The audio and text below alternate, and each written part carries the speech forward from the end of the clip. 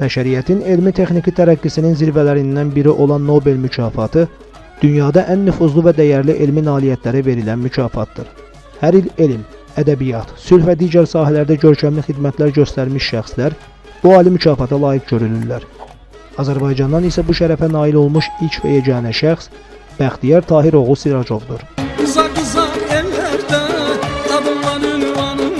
Bəxtiyar Tahiroğlu Siracov 1957-ci il oktyabrın 21-də Bakıda anadan olub.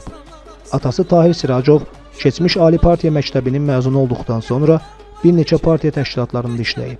Anası Mehbarə xanım isə Bakı Dövlət Universitetini bitirdikdən sonra orta məktəbdə fizika riyaziyyat müəllimi kimi çalışıb.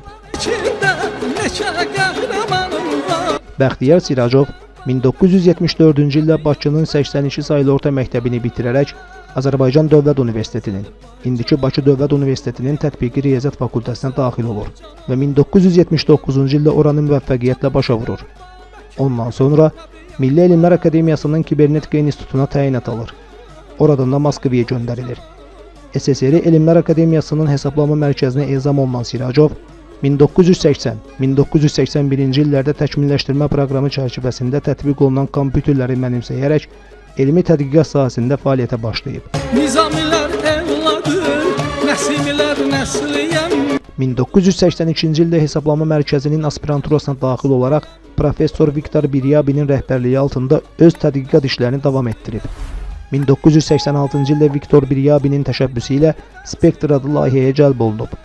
1990-cı ildə Moskvada namizədlik işini müdafiə edən Siracov fizika riyaziyyat elmləri namizədə alimlik dərəcəsi alır. 1992-ci ildən iş həyatı Avstriya ilə bağlıdır.